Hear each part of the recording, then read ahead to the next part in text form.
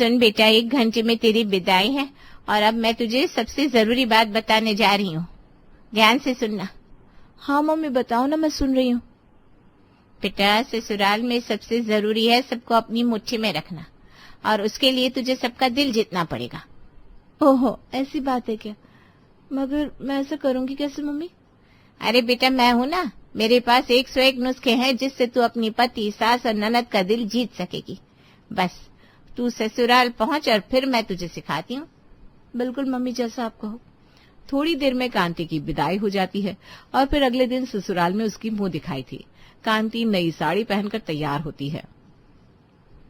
आज तो इस नए घर में मेरा पहला दिन है।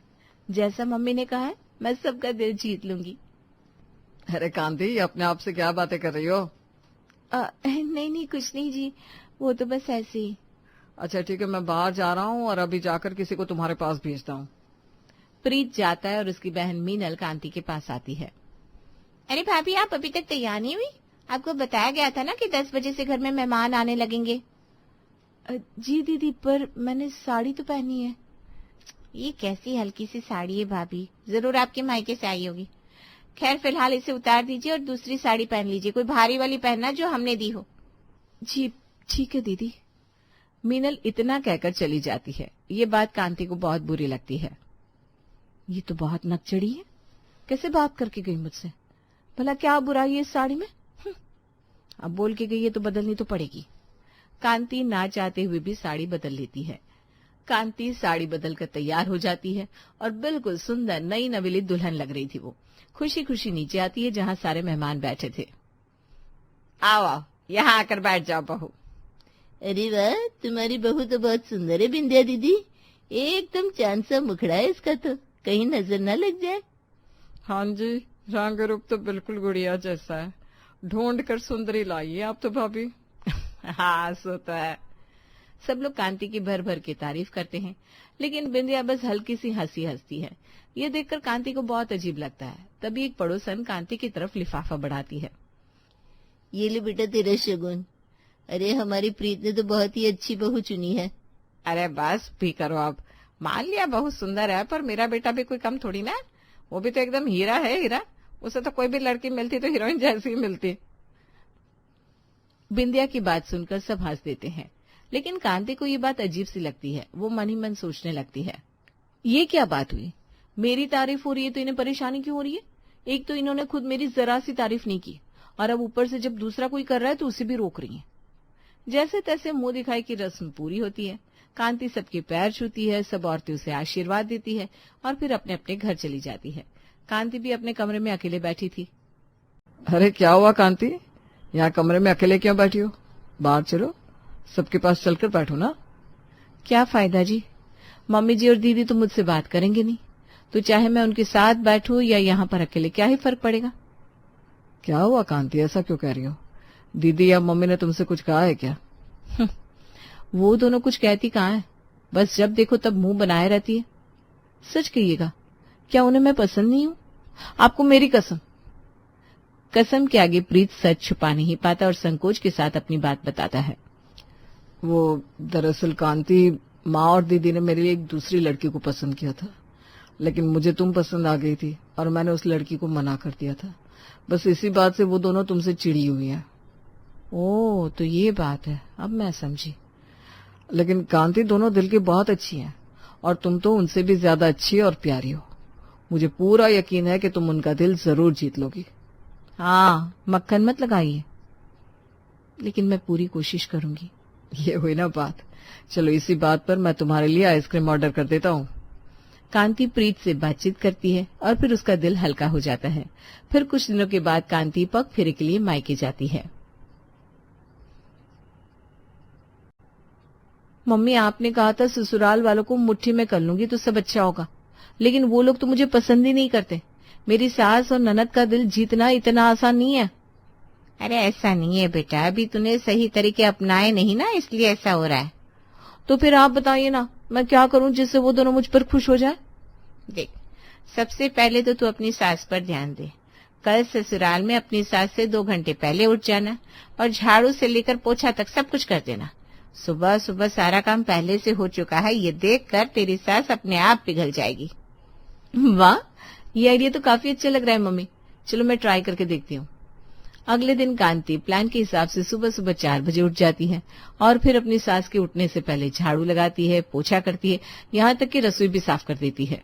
वाह, आज तो मम्मी जी मुझसे इम्प्रेस हो ही जाएंगी, अब आएगा मजा। कांति सब कुछ करके नहाने चली जाती है और थोड़ी देर बाद बिंदिया उठती है। जैसे ही वो अपने कमरे से बाहर निकलती है, उसका पैर हल्का सा फिसलता है। अरे अरे अरे बचाओ! उसकी आवाज सुनकर कांति और मीनल भागे भागे आते हैं। अरे क्या हुआ माँ, तुम ठीक तो? ये यहाँ पर इतना पानी कैसे आया? वो मम्मी जी, मैंने पोछा लगाया था। अरे ये कैसा पोछा लगाया था? ये इतना गीला क्यों है? फर्श पर पानी भरा पड़ा है और तुमसे किसने कहा था पोछा लगाने को? जी वो जल्दी जल्दी में पानी रह गया। और ये झाड़ू कोनों में धूल जमी रह गई है, ऐसा लगाता है क्या झाड़ू? पहली बात तो मैंने तुमसे ये काम करने को कहा नहीं था, और अगर कर रही थी तो जरा अच्छे से करती ना। क्या तुम अपने मायके में ऐसे ही काम करती हो? रसोई के बर्तन भी ना अजीब तरह से लगा दिए, आपको बिना पूछे काम नहीं करना चाहिए था भाभी, अब जाइए यहाँ से। अरे बस बस, इतना भी क्या सुना रहे आप दोनों कांति को? आखिर वो आपको खुश करने के लिए ही तो काम कर रही थी ना। अरे लेकिन हमें खुश नहीं होना है, आगे से ऐसा कोई काम करने से पहले मुझसे पूछ लेना बेहतर होगा। कांति ये सब देखकर बहुत ज्यादा उदास हो जाती है। शाम को वो अपनी माँ को फोन लगाती है। हाँ बेटा बता, कैसा रहा? तेरी सास खुश हो गई ना? तुझे घर की चाबियां तो नहीं दे दी ज्यादा खुश होकर? अरे बस करो मम्मी, मेरी सास का तो मुंह बन गया था। मैंने सब काम गलत जो कर दिया था, ये तरीका बिल्कुल काम नहीं आया है। अरे रे, ये तो गड़बड़ हो गई। अच्छा छोड़, मैं तुझसे मिलने आऊंगी 2 दिन बाद, तब मैं तुझे कोई नई तरकीब बताऊंगी। ठीक है मम्मी। 2 दिन बाद पम्मी मिठाइयाँ लेकर कांति के ससुराल आती है। आपने इतना सब क्यों किया बहन जी? इसकी कोई जरूरत नहीं थी। अरे नहीं नहीं, ऐसे कैसे? बेटी का ससुराल है, खाली हाथ थोड़ी नहीं आ जाऊंगी। मैं आपको लेने आ जाता मम्मी जी, आपने बताया नहीं। देखिए आपको रिक्शे से आना पड़ा। अरे तो क्या हुआ बेटा, मुझे आदत है। चलिए आंटी जी, खाना लग गया है, खाना खा लीजिए। सब लोग साथ में बैठकर खाना खाते हैं। फिर पम्मी रात को कांति को चुपके से एक बैग देती है। ये क्या है मम्मी? अरे कांति, इस बैग में 2 जोड़ी नए डिजाइनर सूट है जो मैं तेरे लिए लाई हूँ। है? लेकिन क्यों? मेरे पास तो बहुत सूट है। अरे पगली, तेरे लिए मतलब कि ये तू रख और इसे अपनी ननद को देना और कहना तू ये उसके लिए गिफ्ट लाई है। फिर देख कैसे खुश हो जाती है, और तू ऐसे उसका दिल भी जीत लेगी। अरे वाह, ये तो बहुत अच्छा आइडिया है mummy, thank you so much. शायद अब बात बन जाएगी। फिर क्या था, अगले ही दिन कांति मीनल के कमरे में जाती है। क्या हुआ भाभी, कुछ चाहिए आपको? नहीं, तुम कॉलेज जाने के लिए तैयार हो रही हो ना मीनल? हाँ तो ये लो ना, ये तुम्हारे लिए गिफ्ट है। आज तुम इसमें से ही कुछ पहनकर कॉलेज जाना। कांति बैग मीनल के हाथ में थमा देती है। अरे मगर इसकी क्या जरूरत थी भाभी? अरे तुम मेरी ननद हो, मैं इतना तो कर ही सकती हूँ तुम्हारे लिए। अच्छा थैंक यू भाभी। कांति बैग देकर वापस अपने कमरे में चली जाती है। आज पहली बार मैंने मीनल को मुस्कुराते देखा है। शायद अब कम से कम वो तो मुझे पसंद करने लगेगी, फिर धीरे धीरे मम्मी जी का दिल भी जीत लूंगी। मीनल भी वही कपड़े पहनकर तैयार होकर कॉलेज चली जाती है। शाम हो गई थी। कांति बेसब्री से मीनल के आने का इंतजार कर रही थी। पता नहीं ये मीनल कब आएगी। आ जाए तो फिर उसके लिए चाय बनाकर दूं, उससे वो और खुश हो जाएगी। कांति बार बार घड़ी देख रही थी, चाय का पानी चढ़ा रखा था और नजर दरवाजे पर टिकी थी। पता नहीं ये मीनल कब आएगी, जल्दी से आ जाए। तभी बाहर से तेज आवाज आती है। दरवाजा जोर से खुलता है। मीनल गुस्से में अंदर घुसती है और बैग पटकती है। भाभी! जी जी हाँ मीनल, आ गई तुम? मैं चाय बना रही थी। रहने दीजिए आपकी चाय, और ये बताइए आपने ये कपड़े जानबूझकर दिए थे ना? क्या? नहीं तो मैंने तो बहुत मन से प्यार से तुम्हारे लिए ये सूट लाई थी। अच्छा प्यार से? और कॉलेज में मेरे दोस्तों ने क्या कहा पता है? क्या कहा मीनल? यही कि अरे मीनल, आज तो तू अपनी मम्मी के जमाने के कपड़े पहनकर आ गई। ऐसे ऐसे ताने मारे उन्होंने मुझे। ये सुनकर कांति का चेहरा एकदम उतर जाता है। ऐसा क्यों बोले वो? भला इस सूट में ऐसा क्या खराब है? वो भाभी, अब तक आपको समझ में नहीं आया? क्योंकि ये सूट इतने पुराने स्टाइल का था और मैं जानती हूँ ना आपके ड्रामे। आपने जरूर मुझे ये सूट जानबूझ कर दिया ताकि वहाँ सबके सामने मेरा मजाक उड़े और मैं बेवकूफ लगूं। नहीं नहीं मिनल, मैं कसम खाकर कहती हूँ, मेरा ऐसा कोई इरादा नहीं था। उल्टा मैं तो चाहती थी कि... रहने दीजिए भाभी, आपकी सारी चालाकी मुझे अच्छे से समझ आती है। आप तो पहले दिन से मुझसे और मेरी माँ से नफरत करती आ रही है ना। मीनल गुस्से में पैर पटकते हुए अपने कमरे में चली जाती है। दरवाजा जोर से बंद होता है। भगवान, ये प्लान भी फेल हो गया। मैंने सोचा था आज एक बात बन जाएगी, मगर... बेचारी कांति चाय की कप वहीं रखकर अपने कमरे में चली जाती है। उसे फिर से इतना उदास देखकर प्रीत मन ही मन सोचता है, ओहो, लगता है फिर से कुछ हो गया। कांति, तुम ठीक तो हो? रहने दीजिए, मुझे किसी से बात ही नहीं करनी। अब इसके आगे प्रीत भी क्या कहता। कांति इतनी उदास थी कि वो बिना कुछ खाए पिए सो जाती। अगले दिन वो फिर से अपनी माँ से मिलने मायके चली जाती है। उसके चेहरे पर थकान और आंखों में मायूसी साफ दिख रही थी। अरे क्या हुआ बेटा, अब तेरा चेहरा क्यों उतरा हुआ है? मीनल को वो सूट पसंद नहीं आया क्या?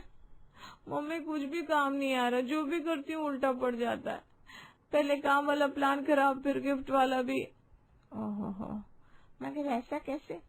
ऐसा ही हुआ मम्मी। अब तो मेरी सास और ननद दोनों मुझसे और ज्यादा चिढ़ गई हैं। तभी अंदर से एक ठहाका गूंजता है।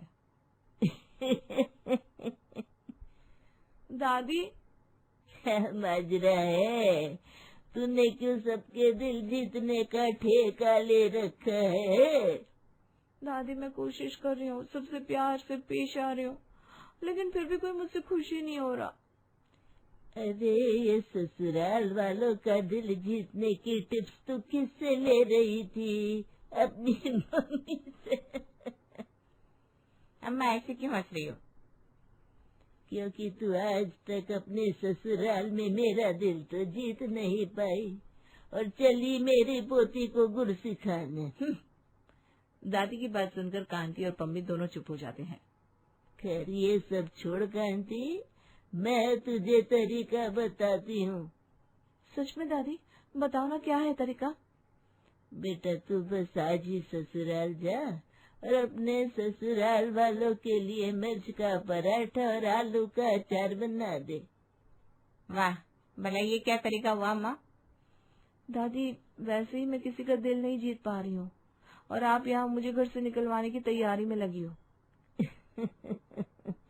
अरे पगली, एक बार इसे बना कर तो देख, फिर इसका कमाल देखना।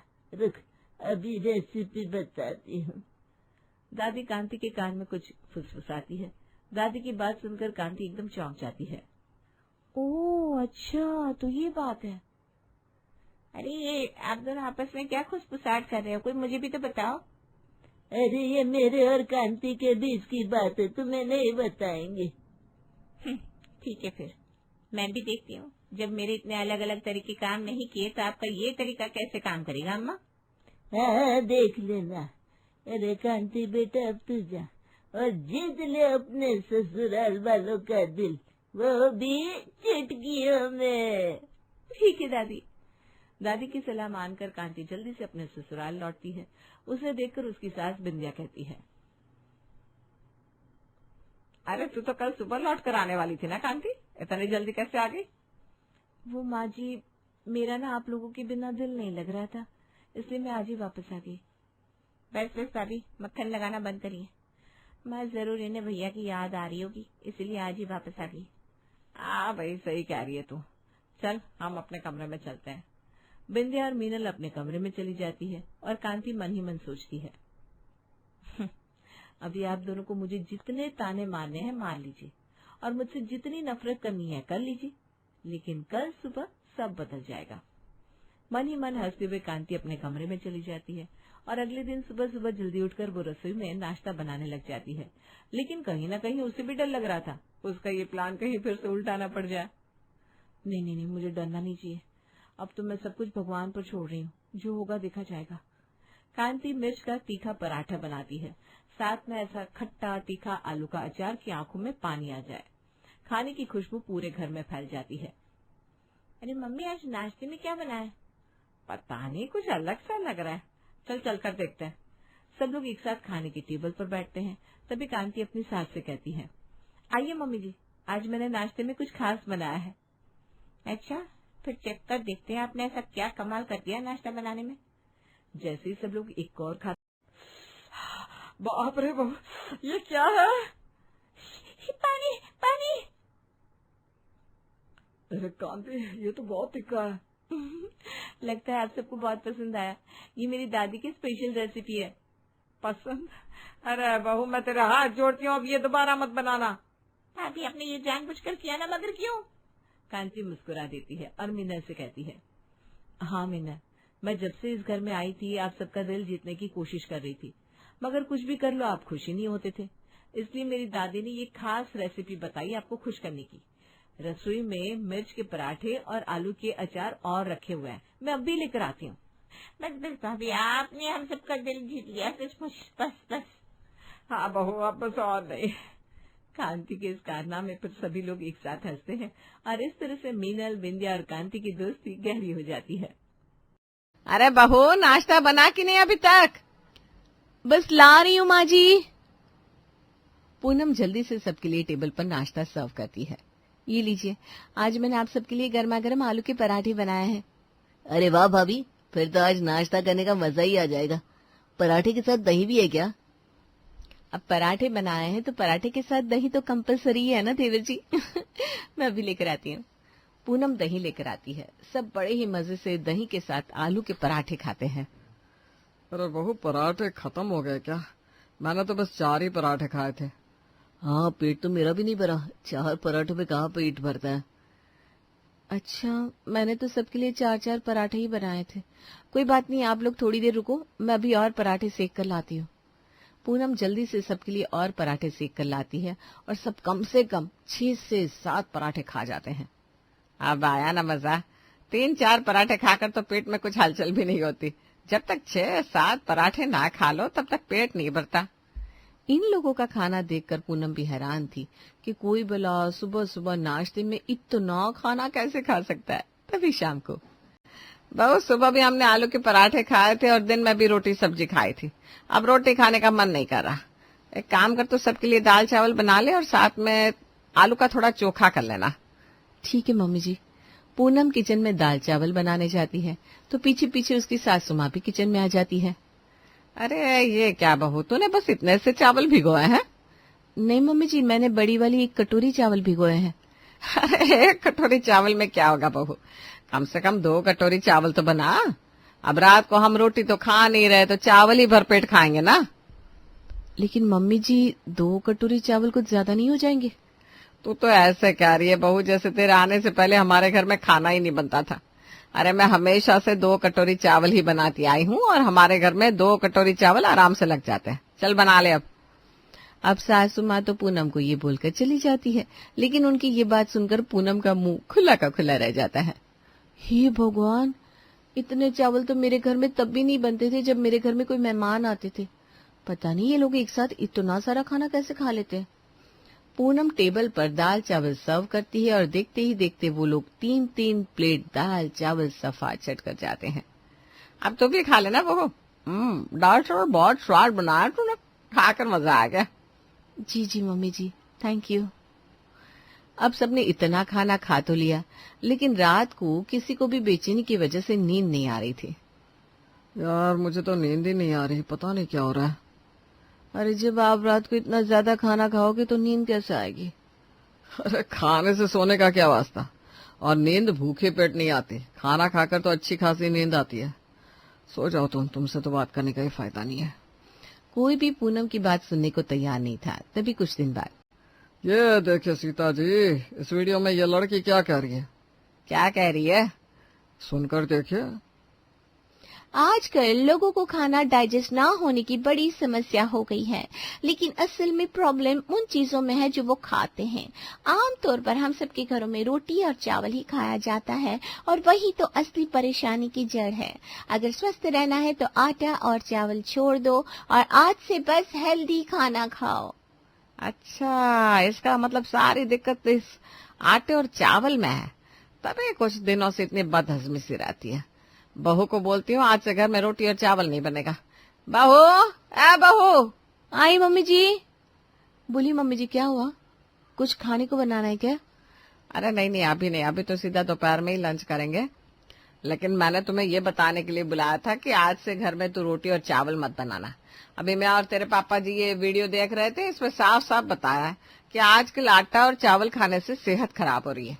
उसी की वजह से हमें ये गैस, एसिडिटी और बदहजमी हो रही है और वजन भी बढ़ रहा है। तो आज से घर में सिर्फ हेल्दी खाना बनेगा। लेकिन रोटी और चावल भी तो हेल्दी है ना मम्मी जी। नहीं नहीं, ये बस हमारी गलत फहमी है। अगर रोटी और चावल हेल्दी होता तो हमें इस तरह नुकसान थोड़ी ना करता। कभी गैस हो जाती है, कभी एसिडिटी हो जाती है। ना ना ना, रोटी चावल और नहीं। इस वीडियो के नीचे पूरे खाने की लिस्ट दी है कि हम क्या क्या खा सकते हैं। सीता अब अपनी बहू को वो वीडियो शेयर कर देती है। उसमें हेल्दी हेल्दी खाने के ऑप्शन थे। शाम को पूनम सबके लिए बेसन के चीले बनाती है। ये लीजिए, आज मैंने आप सबके लिए हेल्दी बेसन के चीले बनाए हैं, कोई आटा चावल नहीं। वो सब तो ठीक है बेटा, लेकिन सिर्फ 3 चीले? अरे इतने से चीलों में पेट थोड़ी ना भरेगा। हाँ पूनम, आज तो मैंने शाम को चाय के साथ कुछ ज्यादा खाया भी नहीं था, तो कम से कम डिनर तो अच्छा से करवाओ। सबके लिए 3-4 चीले और बना दो। लेकिन आप सब तो कह रहे थे आपको गैस, एसिडिटी, बदहजमी होती है। इतना सारा खाना खाओगे तो फिर से वही दिक्कत होगी। बहू तू भी ना बहुत बोली है। तुझे सुबह ही मैंने वीडियो भेजी थी ना, नुकसान आटा चावल करता है, ये खाना नहीं। जा अब जाकर सबके लिए और चीले बना दे। हाँ, हे भगवान, अब मैं इन लोगों को बोलूं तो क्या बोलूं? ये तो कोई बात ना ही सुनने को तैयार है और ना ही समझने को। अब फिर से पूनम किचन में जाकर सबके लिए और 3-3, 4-4 चीले बनाती है सुबह के नाश्ते में। भाभी, बेसन के चीले तो हमने रात को खा लिए थे, अभी आप कुछ और ट्राई करो ना। आज आप हमारे लिए मसाला ओट्स बना दो, कुछ चटपटा सा खाने का मन कर रहा है। और हाँ, थोड़े से ज्यादा बनाना, मुझे ना भूख ज्यादा लगी है। अच्छा ठीक है देवर जी, यही बना लेती हूँ। पूनम किचन में जाती है और मसाला ओट्स बनाना शुरू करती है। 1 कटोरी ओट्स में इन सब का काम तो चलेगा नहीं, कम से कम 2-2.5 कटोरी ओट्स तो बनाने पड़ेंगे। इतने ओट्स बना दूंगी कि खा खा कर पक जाएंगे। अरे मुझे समझ में आ रहा है रोटी चावल नहीं खा रहे, लेकिन ये खाना भी इतना ज्यादा खाएंगे तो नुकसान तो ये भी करेगा, पर इन्हें कौन समझाए। गुस्से में पूनम पूरा पतीला भरकर ओट्स बना देती है, लेकिन उसका गुस्सा तो तब धरा का धरा रह जाता है जब टेबल पर जाते ही थोड़ी देर में पतीले के सारे ओट्स सफाचट हो जाते हैं। हे भगवान, इन लोगों ने तो सारे ही ओट्स खा लिए। बाप रे, आज ये ओट्स खाकर तो मजा आ गया बहू। कौन कहता है हेल्दी खाना टेस्टी नहीं होता और उससे पेट नहीं भरता? हमें तो ये स्वाद भी लग रहा है और हमारा पेट भी अच्छे से भर रहा है। अरे जब खाने को इतना इतना खाओगे तो चाहे हेल्दी हो या अनहेल्दी, पेट तो भर ही जाएगा ना। अरे पेट क्या भर जाएगा, मुझे तो लगता है कुछ दिनों में इनका पेट फट जाएगा। इतना हैवी नाश्ता करके तो किसी को पूरा दिन भी भूख ना लगे, लेकिन इन लोगों को तो दोपहर में फिर उतनी ही भूख लग जाती है। जी जी जी, कौन ये गंदी बदबू फैला रहा है? अरे बेटा, लगता है बहू ने आज खाने में हींग नहीं डाली थी, इसलिए थोड़ी गैस हो गई है। मुझे भी ऐसा ही लग रहा है। आज तो मैंने 1 रोटी भी कम खाई थी, बस 6 रोटी खाई थी, फिर भी गैस बन गई। कल से सब्जी में हींग डालना बहू। हींग मैंने डाली थी माँ जी, और अच्छे से डाली थी, एकदम भर भर के। तो कल से थोड़ी और डाल देना, तब से पेट भारी भारी हो रहा है। अरे इतना खाना खाओगे तो पेट भारी नहीं तो क्या गुब्बारे की तरह हल्का होगा? मुझे तो एक बात समझ में नहीं आती, इन लोगों को ये बात समझ में कैसे नहीं आती कि असली दिक्कत इतना ज्यादा खाना है, आटा चावल नहीं। आए दिन अब कभी घर में बाजरे की रोटी बनती, कभी मक्के की, कभी ओट्स, कभी किनुआ, लेकिन बिल्कुल भर भर के। तभी कुछ दिन बाद जन्मदिन की बहुत बहुत बधाई हो बेटा, तुझे खूब तरक्की मिले तुझे। हाँ देवर जी, मेरी तरफ से भी आपको happy birthday. Thank you mummy, thank you भाभी। आज तेरा बर्थडे है तो चलो कहीं बाहर खाना खाना चलते हैं, इसी बहाने हम सबकी पार्टी भी हो जाएगी। वो तो ठीक है भैया, लेकिन बाहर सब कुछ आटे और चावल से ही बनता है, और आटा चावल हम लोग खाते नहीं। भाभी आप एक काम करो ना, घर पर ही मटर पनीर की सब्जी और बाजरे की पूरियां बना लो। क्या देवर जी, लेकिन पूरियां तो चाहे गेहूं के आटे की हो या बाजरे के आटे की, नुकसान ही करेगी, उसमें तेल इतना ज्यादा जाता है ना। अरे भाभी, तो हमने अच्छा वाला तेल घर में लाकर तो रखा है, उसमें पूरियां बनाएंगे तो कोई दिक्कत नहीं होगी। साथ में आप मखाने की खीर बना लेना। वीडियो में देखा था, मखाने बहुत हेल्दी होते हैं, सबको खाने चाहिए। उनकी ये बातें सुनकर पूनम अपना सर पकड़कर किचन में चली जाती है। यार वो कोई महान ही होगा जो इन लोगों को ये बातें समझा पाएगा। इन सबको तो कुछ समझ में नहीं आता। इनके लिए आटा चावल अनहेल्दी है, लेकिन तेल में तली हुई बाजरे की पूरियां और खीर बहुत हेल्दी है। अरे कितना मीठा होता है उसके अंदर, और 4-4 कटोरियां भर भर कर खाते हैं। मोहित के बर्थडे पर सब लोग रात को भर भर के बाजरे की पूरियां, मखाने की खीर और खूब सारा कुछ खा लेते हैं, लेकिन सुबह सीता जी के पेट में गड़बड़ हो जाती है। बहू, लगता है बाजरे की पूरियां थोड़ी गर्म कर गई। ये तो ठंड में खाओ तभी सही है। तो एक काम कर, मेरे लिए ना आज थोड़ी सी खिचड़ी बना दे। लेकिन मम्मी जी, खिचड़ी तो चावल की बनती है और चावल तो घर में बंद है ना। अरे तो किसी और चीज की खिचड़ी बना लेना। वो किनोआ रखा है ना घर में, उसे दाल में मिलाकर उसकी खिचड़ी बना ले। हाँ भाभी, अब से ना आप एक टाइम रागी की रोटी बनाना। रागी में कैल्शियम अच्छा होता है, तो मम्मी पापा को बहुत फायदा करेगा। अरे कोई चीज आप लोगों का फायदा तो तब करेगी ना जब आप उसे फायदा करने दोगे। इतना ज्यादा खा लेते हो और फायदे की बजाय अपना ही नुकसान करवा लेते हो। अरे ये देखो, लगता है आटा चावल छोड़ने से मेरा वजन कम हो गया। देखो तो मेरी पैंट कितनी ढीली हो गई है। हैं? कल तक तो आपको ये पैंट बिल्कुल फिट आ रही थी, अचानक से ढीली कैसे हो गई? अरे खाने का कमाल है भाई। मुझे तो ऐसा कुछ नहीं लगता। एक ही दिन में इतना फर्क थोड़ी ना होता है। जरा पीछे मुड़ना दो। अमन जैसे ही पीछे मुड़ता है तो उसके पैंट की सिलाई उखड़ी हुई थी। ये देखकर सबकी हंसी छूट जाती है। अरे आपका वजन कम नहीं हुआ है, बल्कि इतना बढ़ गया है कि पैंट भी फट गई। क्या वजन बढ़ गया? ऐसे कैसे? अब तो हमने हेल्दी खाना भी शुरू कर दिया है। भैया, लगता है कि अब ग्रीन टी पीनी स्टार्ट करनी पड़ेगी। सब बोलते हैं ना वजन कंट्रोल में रखना है तो ग्रीन टी पियो। मैं आज ही ग्रीन टी के 4-5 डब्बे ले आऊंगा। अभी तक तो सिर्फ ये लोग खाने में ही सबको पीछे छोड़ते थे, लेकिन अब तो इन्होंने ग्रीन टी पीने में भी सबको पीछे छोड़ दिया। कैसे? चलिए देखते हैं। ये ग्रीन टी स्वाद थोड़ी कम है नहीं, लेकिन गुड़ मिलाकर ठीक लग रही है। मैंने तो 4-5 कप पी ली। अब देखना कैसे हमारा वजन सही होता है। हेल्दी खाना और साथ में ग्रीन टी। अब सबको कौन समझाएगा मम्मी जी। हेल्दी के नाम पर वो लोग भर भर कर खाना और ग्रीन टी लेते रहते हैं। ना तो उनका वजन बढ़ना रुकता है, ना ही उनकी गैस एसिडिटी की परेशानी खत्म होती है, मगर फिर भी उन्हें अपनी गलती समझ में नहीं आती। तभी कुछ दिन बाद, अरे क्या हुआ वॉचमैन अंकल, इतने उदास उदास क्यों बैठे हो? उदास नहीं बेटे भैया, बस बड़ी जोर से भूख लग रही है। खाना लेने गए थे लेकिन आज खाने वाला है ही नहीं। लगता है अब तो शाम को घर जाकर ही खाना बनाकर खाना पड़ेगा। इधर आसपास कोई और ढाबा या ठेला भी नहीं है। अरे तो आप मेरे घर चलिए ना अंकल, पूनम ने मस्त टेस्टी सा खाना बनाया होगा। आज आप हमारे घर खाना खा लीजिए। अमन वॉचमैन अंकल को आज अपने घर पर खाने के लिए इनवाइट कर देता है। पूनम सबके लिए खाना सर्व करती है। अरे ये क्या बनाया बहू रानी ने, और वो भी इतना सारा। अरे इतना सारा कहाँ भैया, हम सब 6-7 रोटी खाते हैं तो सबके मिलाकर 35-40 रोटियां तो बनी जाती है, और आज थोड़ी सी रोटियां एक्स्ट्रा बनी है। जी अंकल जी, और आज सबका राजमा खाने का मन था, और राजमा के साथ तो चावल ही अच्छे लगते हैं, लेकिन हमारे घर में कोई चावल नहीं खाता, इसलिए राजमा के साथ किनुआ बनाया है और आलू पालक की सब्जी के साथ बाजरे की रोटी। क्या? अरे बेटा, लेकिन बाजरे की रोटी तो सर्दी में खाते हैं ना। इतनी गर्मी में खाओगे तो गर्मी बढ़ नहीं जाएगी। और राजमा के साथ तो चावल ही अच्छे लगते हैं। इसके साथ तो मुझे समझ में नहीं आ रहा ये क्या बनाया तुमने। इसका स्वाद ना बहुत ही अजीब सा है। अरे नहीं नहीं, ये सब कुछ बहुत हेल्दी है अंकल। अब हेल्थ के लिए थोड़ा बहुत स्वाद में ऊपर नीचे तो करना ही पड़ता है। गेहूं की रोटी और चावल खाने के लिए हेल्दी नहीं होता है। अरे बाबा, आप मुझे एक बात बताओ, क्या आपको दिखने में मैं अनहेल्दी लगता हूँ? मतलब ना तो मेरा वजन बढ़ा है, ना ही इस उम्र में मुझे बीपी शुगर जैसी कोई परेशानी है। हाँ, तो फिर आप क्या खाते हो अंकल जी? जो आप लोग घर में नहीं खाते हो, बस वही खाता हूँ मैं। क्या मतलब? मतलब जो हम सालों से खाते आए हैं वही सब मैं आज खाता हूँ। गेहूं की रोटी, अपना चावल, उसके साथ दाल सब्जी दही सब कुछ खाता हूँ। अरे लेकिन गेहूं की रोटी और चावल तो सेहत के लिए अच्छे नहीं होते, तो आप क्यों खाते हो? अरे सीता बहन जी, अगर रोटी और चावल सेहत के लिए अच्छे नहीं होते तो क्या आज मैं और मेरी सेहत अच्छे होते? बचपन से लेकर आज तक यही खाते आए हम, और कभी कोई बीमारी नहीं हुई। अरे मैं क्या, हमारे बड़े बुजुर्गों ने भी तो यही खाया है, और हमसे ज्यादा सेहत अच्छी होती थी उन लोगों की। अरे अंकल, लेकिन हम लोगों को तो ये खाना सूट ही नहीं करता।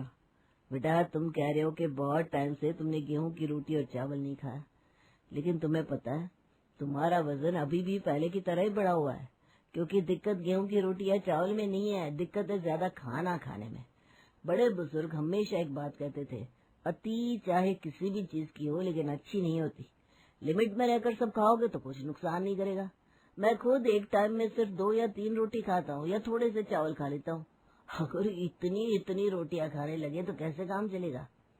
अरे अंकल, लेकिन पहले के लोग भी तो इतनी इतनी रोटियां खाते थे, उनका शरीर तो बिल्कुल तंदुरुस्त रहता था। अगर हम इतना खाना नहीं खाएंगे तो शरीर में जान कहाँ से आएगी।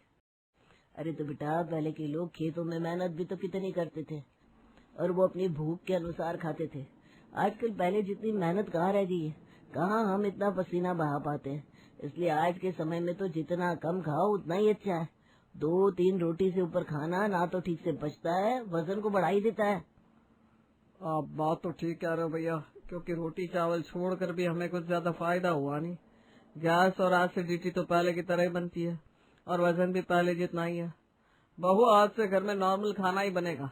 हम रोटी और चावल ही खाएंगे, लेकिन बस लिमिट में खाएंगे। चलो शुक्र है, भले ही मैं आपको ये बात नहीं समझा पाई, लेकिन वॉचमैन अंकल तो कम से कम आपको ये बात समझाने में कामयाब हुए।